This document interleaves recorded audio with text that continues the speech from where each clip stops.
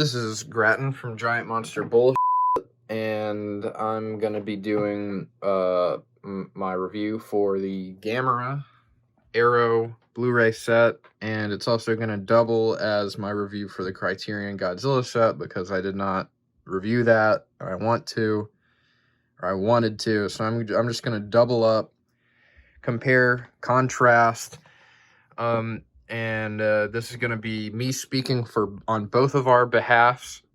Matt agrees with me 100%.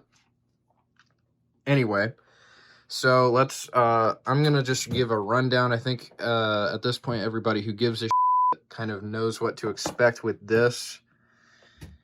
My big gripe, I mean, everybody's got gripes with this.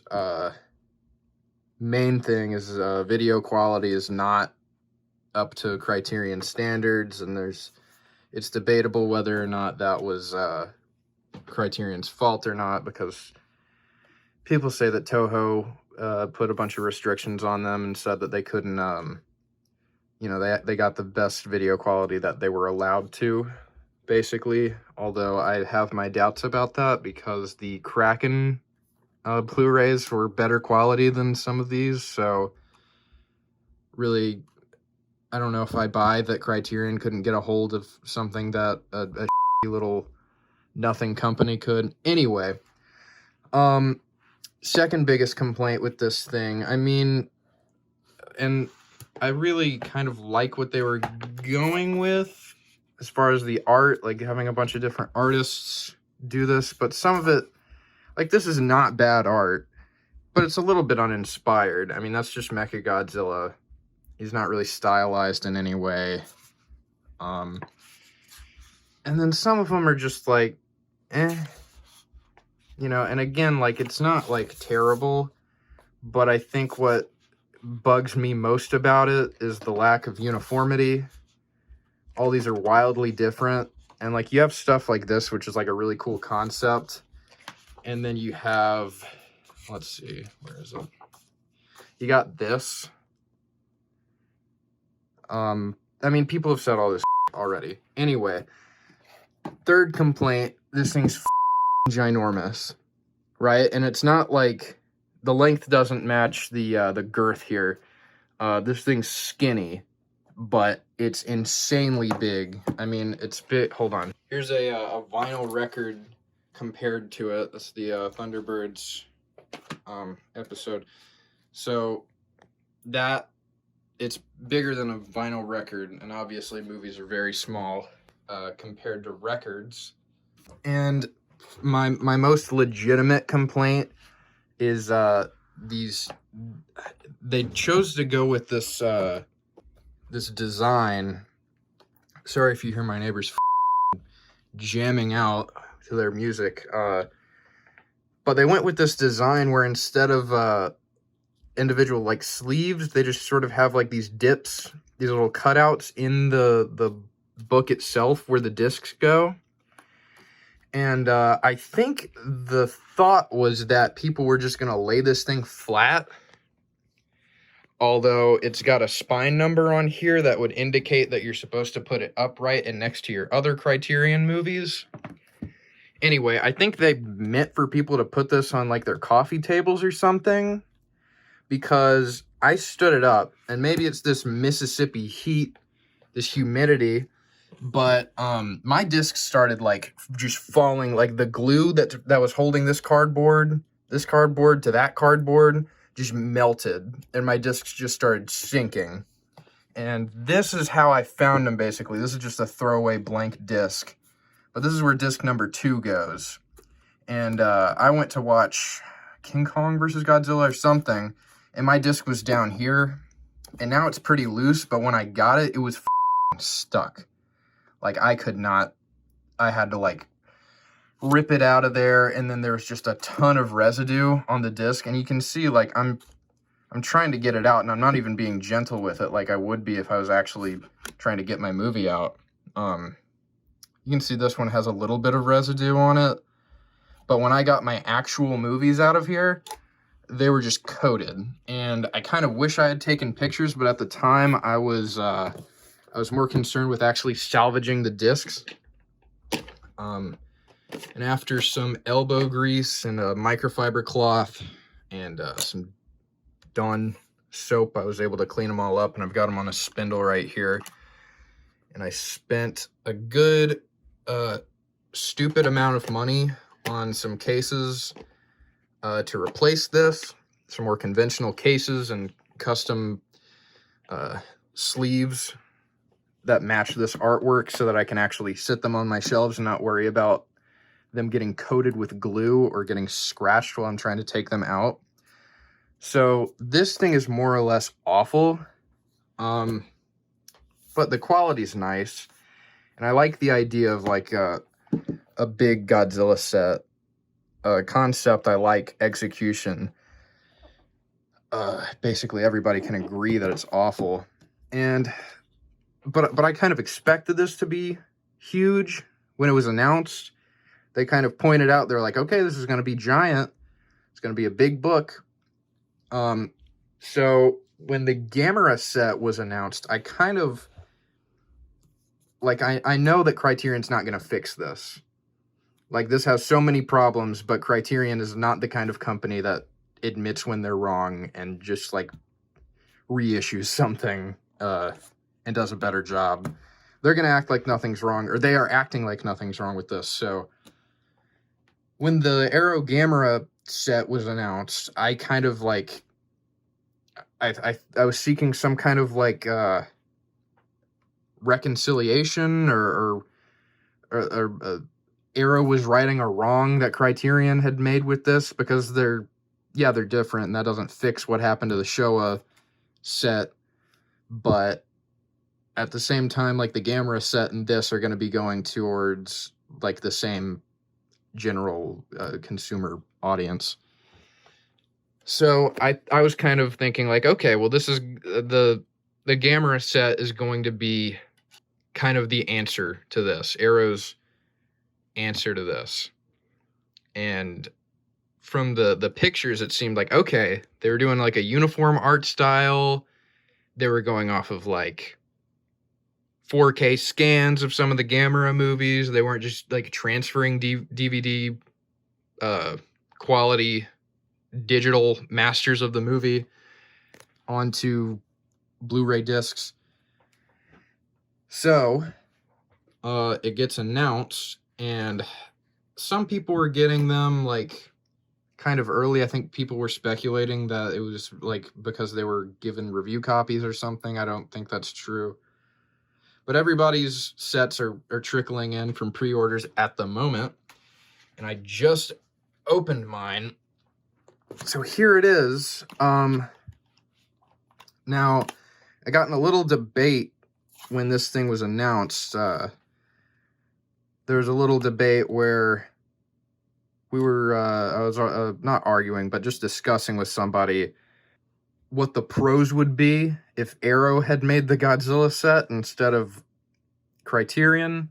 And they said that they didn't think Arrow would have done any better. They still would have gotten the same bad quality transfers of the movie that Toho did, and you know, the art would have been different, but more or less the same quality. And I said, well, at least they would have made it fit on a shelf. And I've been basically proven wrong here. This thing, I don't know if you can tell, I brought some, this is more or less what I was expecting. This is the Child's Play 7 movie collection. Chucky 7, whatever. That's more or less the size I was thinking. So that's the size compared to the Criterion Godzilla set. Sorry. Yeah, so you could basically stack two of these things. And then here's this compared to the Arrow set, and it's more or less the same. There's like an inch difference, maybe an inch and a half or something. So I'm a little disappointed just because they didn't really, maybe that was my fault for not like reading the dimensions of it. But when a disc, a collection is announced, like a series collection, I kind of expect something like that Child's Play one, or like here's my Alien one. And I know that my neighbors are rocking out. I'm sorry. I know this has more movies than this, But I was just kind of thinking, like, make it, like, thicker instead of just, like, scaling it up. Because this thing's thick as too. Look at that compared to the Criterion set. It's like 3 Criterion Godzilla sets stacked on top of each other. So that was a little bit disappointing, just because, like, now, yeah, I told you I've gotten a replacement for this that's going to be normal movie size that I'm going to put on my shelf, and I was like, okay, it'll all fit. So alphabetical Gamera is not too far away from Godzilla. They can all sit side by side. But now, I don't know if I'm going to leave this thing on my shelf just because I've got this, you know, I'm not going to order something else to hold the movies in this. But it's roughly the same size as this, so I guess I just might as well leave both of them on the shelf. Although the Criterion Godzilla set sticks out more. Like, if I'm looking top down, like, you can see this sticks out like a couple inches. So I don't know. These are both kind of like, if you got a movie shelf, I'll insert a picture of my movie shelf. Most movie shelves just look like that. Movies are like kind of a standard size, and you know, every now and then there's some variation. I brought this along this is my copy of Once Upon a Time in Hollywood. And yeah, this is obviously not the shape of a normal Blu-ray, but it's roughly the same height. And if you just push the other movies forward, like, this fits in really nice with a standard movie shelf, while you know, still being like very unique and representative of what's inside.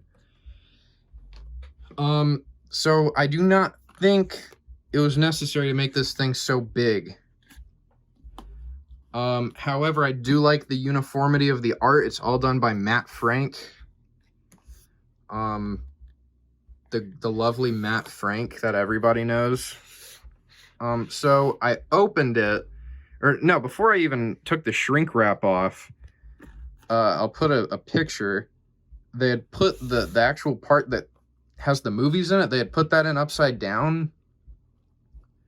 And I don't think that really messed with anything. Like, I don't think that detracted from the quality, or I don't think that did anything to mess up the product, but that just, like, I don't know, a little hiccup like that makes me wonder if something's going on with quality control, because, like, I don't know, you can tell they're all supposed to go a certain way because the Arrow logo is at the top of all 3 of these. So that's how I knew something was wrong, is the Arrow logo is upside down and all the way down here.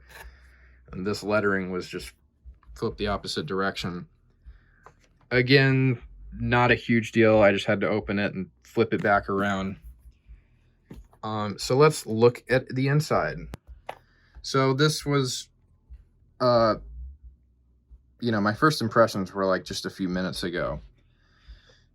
And they've got basically the same type of, you know, just cut out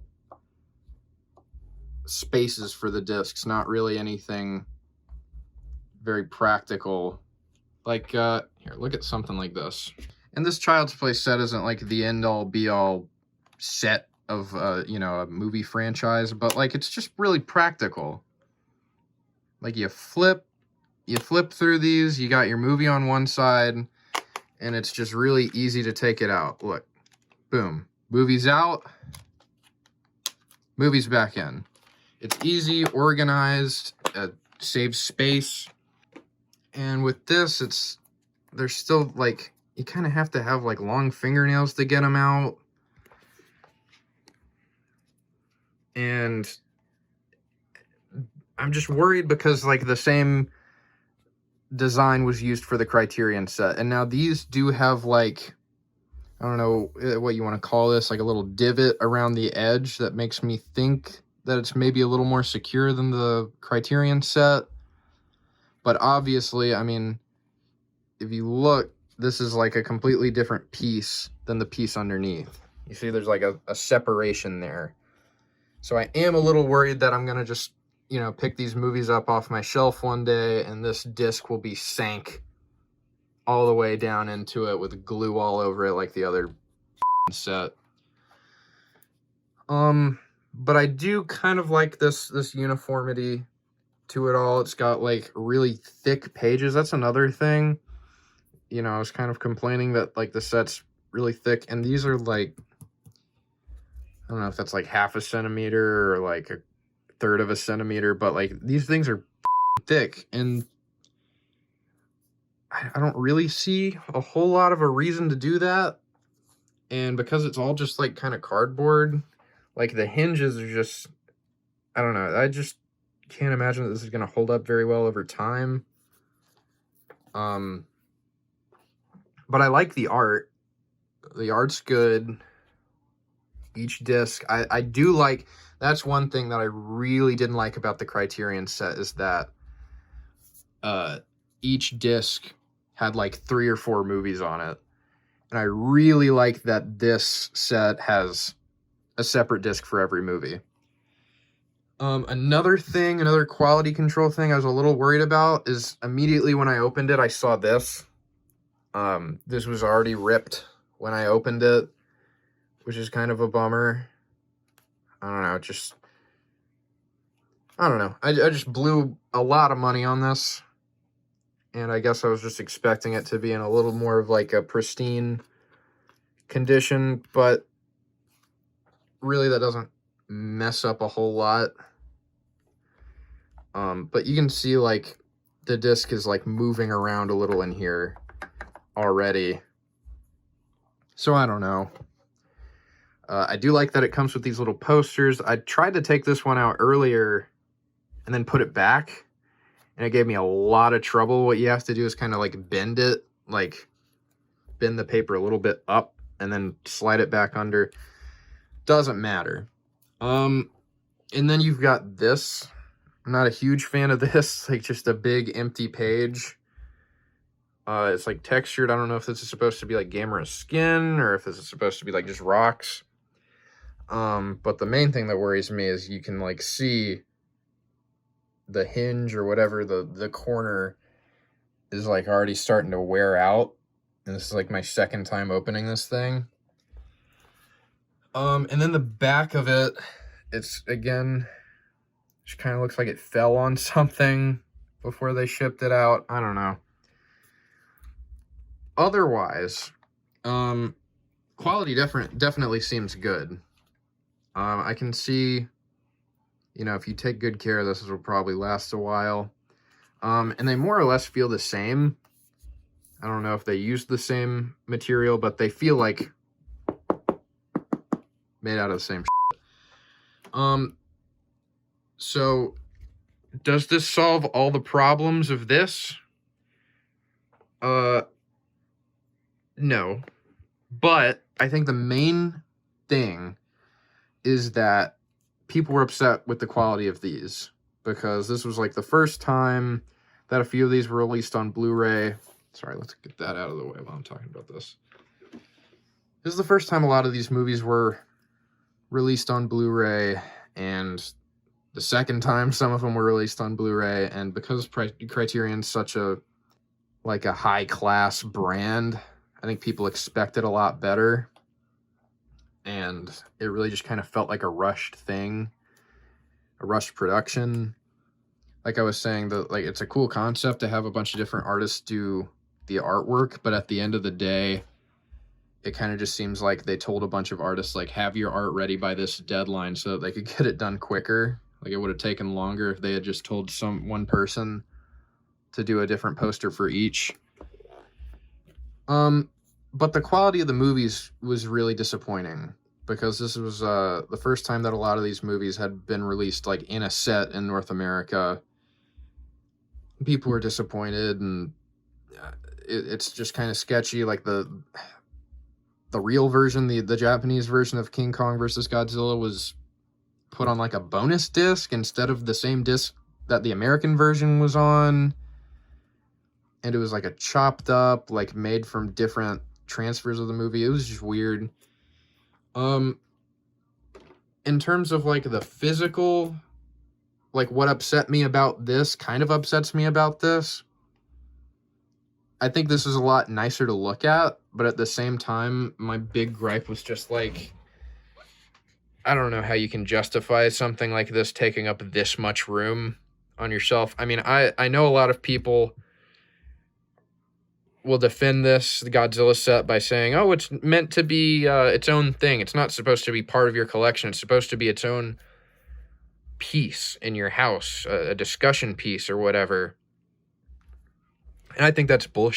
I mean, you don't put out movies to be a discussion piece. Like, you just put out movies so that people can watch them. That doesn't mean you can't have nice packaging. But I had to, like, adjust my whole movie shelf so that this would fit on it.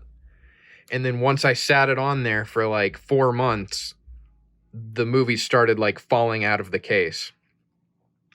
And I think this was $150 when I got it, and this was about $120. So you're looking at, like, the same price range. And when you spend that much money, you obviously, like, at the very least, you want, like, a good copy of the movie and something that's capable of holding the movie so that you can watch it. And this dropped the ball hard on both of those. And this, while it's not 4K, they are the best transfers of all the movies.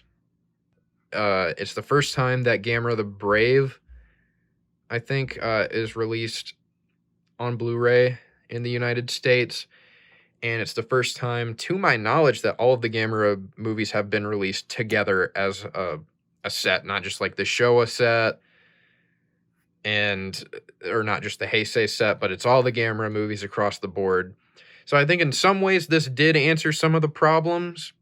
I think where it counts in terms of like movie quality, like the literal visual quality that you're getting, this is better than this. And obviously it's kind of apples and oranges because it's not like this is a better version of this. These are completely different movies. Same genre, same deal. You're appealing to the same crowd.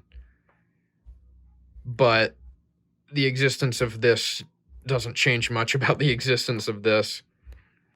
So while this is just strictly like the movies, and you know, it has like a decent amount of information on the movies, like the special features are lacking definitely. And this is nice. It's strictly about the movies. And not, you know, it's not even like a complete Godzilla set. It's just the Showa series, which it does collect all of those in one place.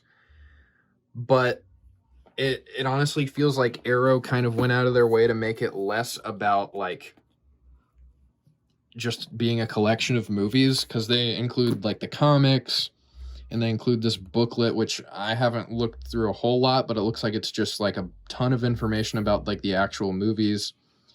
So it just looks like Arrow is more willing to kind of have fun with Gamera, and you know, I feel like this was made more for Gamera fans than this was made for Godzilla fans. Like, I feel like this was just made for like movie fans, like general audiences. And this one, yeah, it's made for movie fans because like the quality is good, and I think anybody interested in Gamera, this is like your one-stop shop, like if you've never gotten into it. But the Arrow definitely was willing to have more fun with it and make it more of like a Gamera experience than this was about being a Godzilla experience. This is kind of like, here, let's just throw the movies on some discs, you motherfuckers. Okay, cough up $150. Bottom line, should you get this? Yes, if you like Gamera movies, or if you're interested enough to ask if you should get it, then yeah, you should. This, no, I don't think so. I think the only reason that you would get this now is because the Kraken releases are getting expensive because they're out of print. Fortunately, I got all of my Kraken releases back when they were like $8 a pop. And that's definitely for like Sea Monster, Hedorah, Gigan. That might be all of them. But those are like the best physical media releases that you can get of those movies in the States. This is a big fat downgrade for those.